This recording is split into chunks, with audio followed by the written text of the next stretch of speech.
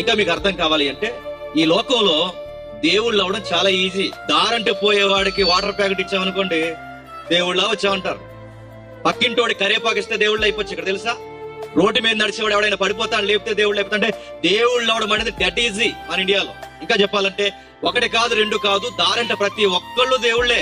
అందుకు అడుగు ఎందుకండి, సినిమా యాక్టర్లు దేవుళ్ళు అయిపోతున్నారు, సమాజానికి ఉపయోగలేని వ్యక్తులు దేవుళ్ళు అయిపోతున్నారు. ఇంకా మీకు చెప్పాలి అంటే, ఈ తమిళనాడు రాష్ట్రాలకు పోతే పిచ్చోళ్ళు హీరోయిన్లకి గుళ్ళు కడతారు. ఇంకా దరిద్రం ఏంటంటే, ఇప్పుడు మన వైపు కూడా వస్తుంది, హీరోయిన్లకి గుళ్ళు కడుతున్నారు. మన వైపు కూడా సమంతకు గుడి కట్టారు కొంతమంది, చెత్త బ్యాచ్ అంతా కలిసి. అంటే ఏమనాలి, దేవుళ్ళు అవడం చాలా ఈజీ.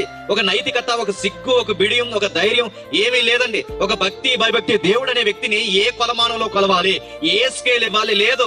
ఈ రోజు కొన్ని విషయాలు నేను ఓపెన్ గా చెప్పకూడదు, కానీ అసలు దేవుడు అనే తార్కాన్ని సొసైటీకి ఎలాగ ఇవ్వాలో తెలియదు. చాలా మంది దేవుళ్ళు ఉన్నారు, ఎంతమంది దేవుళ్ళు, రోడ్డు మీద దేవుడు, ఇలాకాలో దేవుడు, ఈదులో దేవుడు, సెంటర్ లో దేవుడు, అందరూ దేవుళ్ళే.